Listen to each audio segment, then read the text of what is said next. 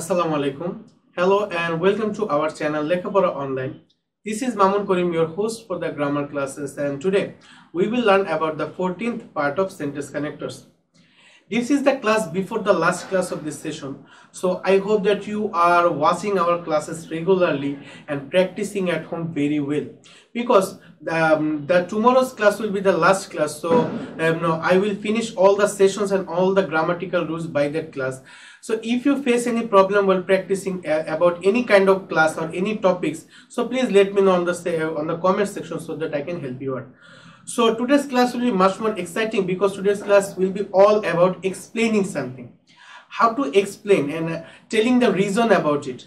Whenever we are asked for explaining something or explaining about some incident, we might have to explain or express some reason also, right? So how can we get any reason and how can we say that this would happen for this reason? What kind of words should we pick to apply or to amplify those kind of reasons and those kind of activities? We will learn about that. So today's class will be about all about reasonable reasons and telling the reasons and telling the main fact of any kind of tasking. So I hope that you all will watch my video from start to finish, because today's class will be much more exciting and much more informative, and it will be much more important for you, because whenever we are talking in English, we might just have to explain something. Maximum time we are asked for explaining or introducing about someone or introducing about some task.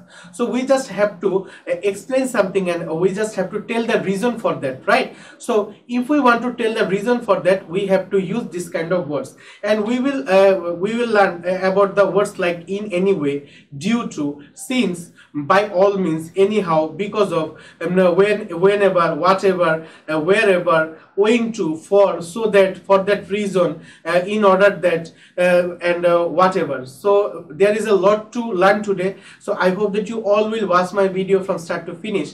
But before I begin, I always welcome the newcomers, right? So those who are new to my channel and join my classes today, thank you very much for joining my class.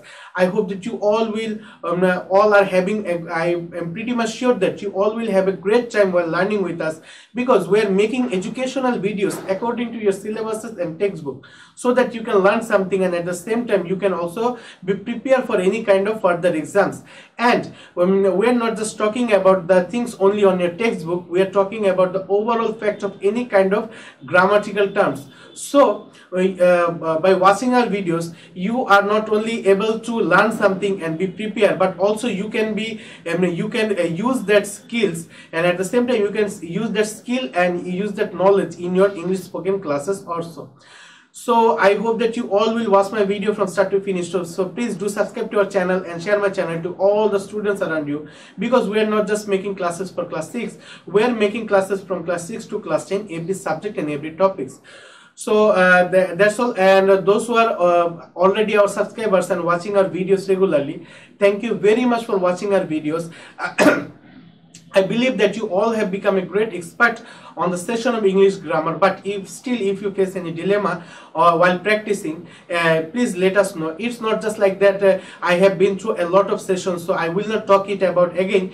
No, that's not true. Please let me know if you are facing any problem, any kind of video, so that I can tell it and I can talk it about again, because tomorrow's class will be last class, and after that no session will be discussed. So after that I will discuss the board questions. So please let me know in the comment section if you face any problem while practicing. So that's all. Let's get started. Please take a pen and a notebook, and please grab a seat on the first bench and watch my class very carefully. So I will start my class with rule 44. So on my our previous class, I discussed about from rule 1 to rule 43. So if you don't know about those rules, please go through that classes. Start with part 1, then step by step come to this part, so that you can understand the overall terms of this session. So rule 44 is all about two words, so that, in order that. This kind of words we can use to explain the reason of any kind of tasking or any kind of incident. If we learn it on Bangla, so that অথবা in order that অর্থাৎ যাতে, ঠিক আছে, যাতে, যেমন আমরা বলি না যে আমি ওইখানে গিয়েছিলাম যাতে করে আমি ওর সাথে দেখা করতে পারি, বা আমি যে একটা কাজ করেছি কেন করেছি, যাতে এই জিনিসটা হয়। সো অথবা সো দ্যাট এই শব্দটা আমরা কিন্তু এর আগেও শুনেছি, রাইট? আমরা যখন কমপ্লিটিং সেন্টেন্স করছিলাম তখন আমরা দেখেছি, আবার যখন কমপ্লেক্স সেন্টেন্স করেছিলাম তখনও কিন্তু আমরা শিখেছিলাম যে সো দ্যাট অথবা ইন অর্ডার টেট ব্যবহার করা যায়। দেখো এখানে আরো দেওয়া আছে উদ্দেশ্য প্রকাশক সাবঅর্ডিনেট ক্লজ, ঠিক আছে, সাবঅর্ডিনেট ক্লজ এর আগে এই ধরনের লিঙ্কার ব্যবহার করা যায়, ঠিক আছে। উদ্দেশ্য প্রকাশক অর্থাৎ যেই ক্লজের মাধ্যমে আমাদের উদ্দেশ্য প্রকাশ করা হয়, ওই উদ্দেশ্য প্রকাশ করার ক্ষেত্রে আমাদের এই সাবঅর্ডিনেট ক্লজ করা, অর্থাৎ এটার মাধ্যমে যদি শুধুমাত্র আমরা এক্সাম্পল অথবা রিজন দিচ্ছি না, এর সাথে সাথে কিন্তু আমরা একটা মোটিভও প্রকাশ করছি, ঠিক আছে। যেমন আমরা উদাহরণ দেখলে আরো ভালো বুঝতে পারবে। যেমন দেওয়া আছে he is reading attentively so that he can get GPA 5, অর্থাৎ তার যে তার যে মনোযোগ দিয়ে পড়া, এটার মূল কারণ হলো যে সে কি করছে, জিপিএ 5 পাওয়ার জন্য পড়াশোনা করছে। তারপর দেখো the man started his journey earlier so that he might reach the destination in time. তারপর দেখো Della sold her hair in order that she could buy a gift for her husband. তো আশা করি এই রুলটা বুঝতে পেরেছো বা আমি তোমাদের বুঝাতে পেরেছি। আমরা যদি নেক্সট রুলে মুভ অন করি, দেখো রুল 45 এ দেওয়া আছে দ্যাট কথাটি কিন্তু আমরা খুব ব্যবহার করি, তাই না? দ্যাট অর্থ যে বা যা বা যেটা, ঠিক আছে। আমি মনে করি যে এরকম উইথ ডিউ রেসপেক্ট এন্ড হাম্বল আমরা বলি না যে বিনীত নিবেদন, এই যে আমরা যখন আবেদনপত্র দিই তখন বলি না বিনীত নিবেদন, এই যে আমি নিবেদন জানাচ্ছি, কোন কারণে জানাচ্ছি, এই কারণে যে। সো যে বা যা বা যেটা, এই সকল ক্ষেত্রে আমরা কিন্তু দ্যাট ব্যবহার করি। যেমন দেখো দেওয়া আছে we know that he is a freedom fighter, ঠিক আছে, উই নো আমরা জানি।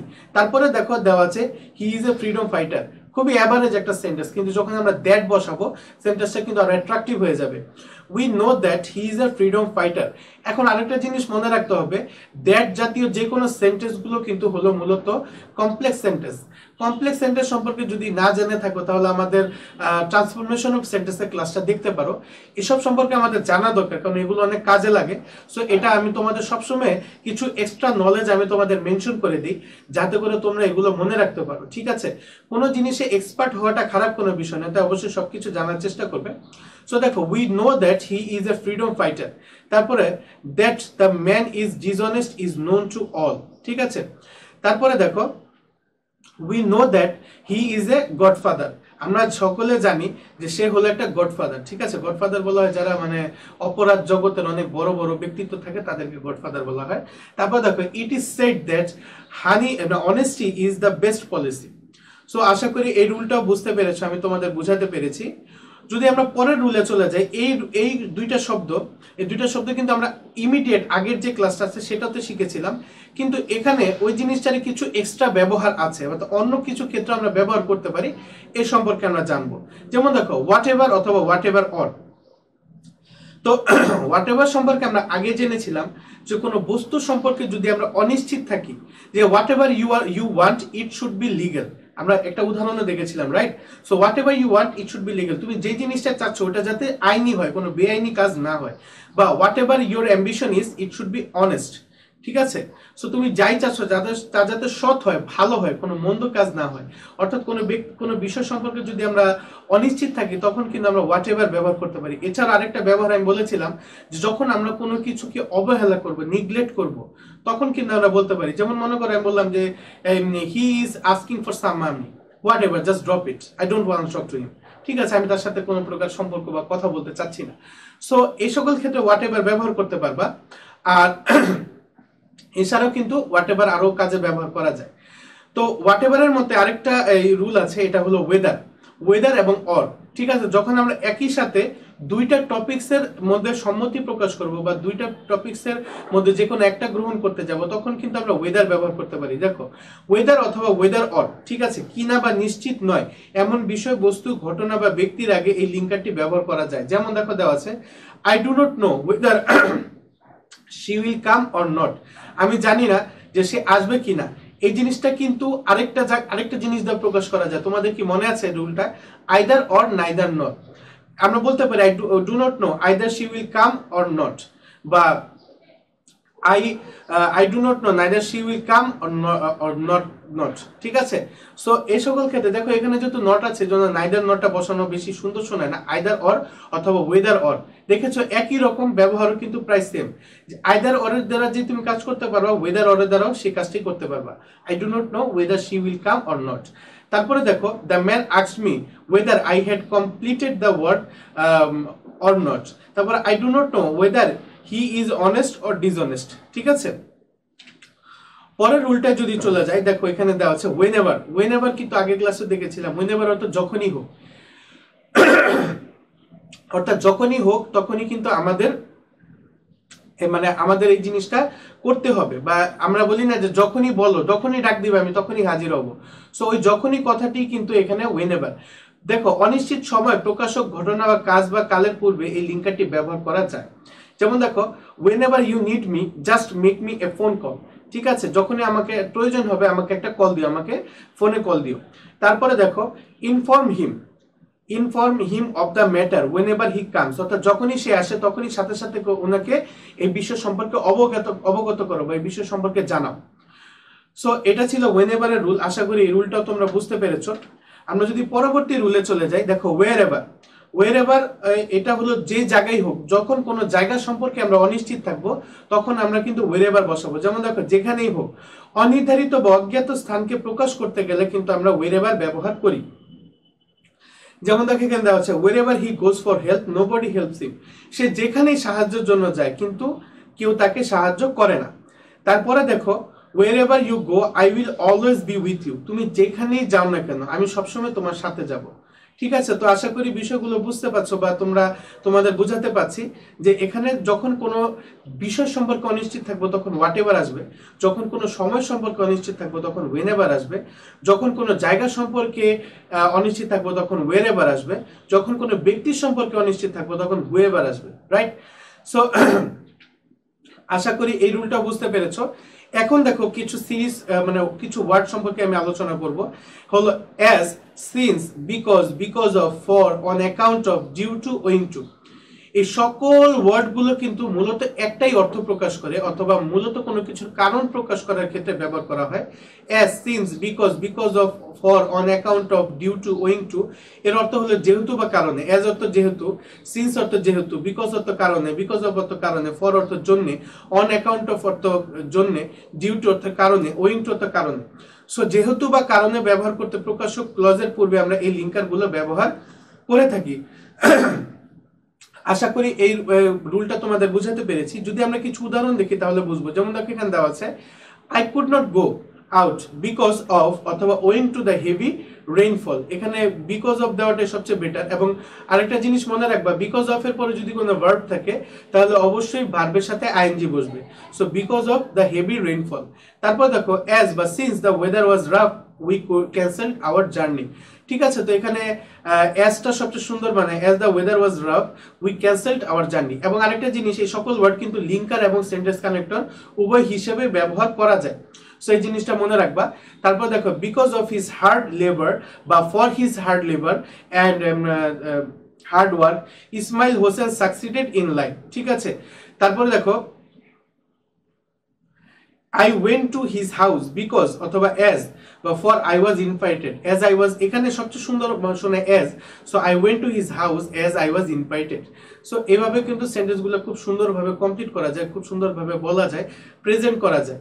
ঠিক আছে, তারপর দেখো I could not go to school on account of my illness। ঠিক আছে, I could not go school অর্থাৎ আমি স্কুলে যেতে পারি নাই আমার অসুস্থতার জন্য। এখানে ফরও ব্যবহার করতে পারো। I could not go out to school for my illness। So এই ছিল মোটামুটি সিন্স, অ্যাজ, ওয়েন এবং এই সকল কারণ প্রকাশ করার যে ওয়ার্ডগুলো সেই ওয়ার্ডগুলোর ব্যাপারে।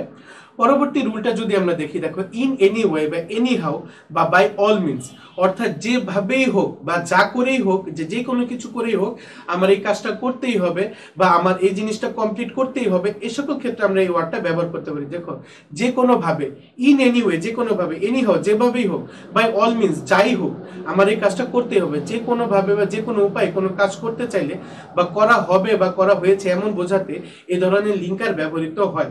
যেমন দেখো, you are in problems now, I will help you anyhow, আমি যেভাবে তোমাকে সাহায্য করব। We will make the programme successful by any means বা বাই অল মিনস, এখানে বাই অল মিনসটা সবচেয়ে অ্যাপ্রোপ্রিয়েট লাগে। তারপর দেখো, the problems is serious, the problem is serious in any way we have to solve it. So আশা করি এই রুলটা বুঝতে পেরেছো। I hope that I have been able to explain all the rules in detail to you, and I recommend you to practice this rule on according to your textbook so that you can understand and you can receive all the knowledge of this rule. So if you learned something new today, then please hit the like button and share my classes to all the students around you so that they can get to know about me and our classes. And if you didn't subscribe to my channel yet, please subscribe to my channel and press the bell icon so that you can be notified about all of my classes. So that's all for today. I will come to you with another video on sentence connector and last video on sentence connector. Until then, stay home, stay safe, and never stop learning. Assalamu alaikum.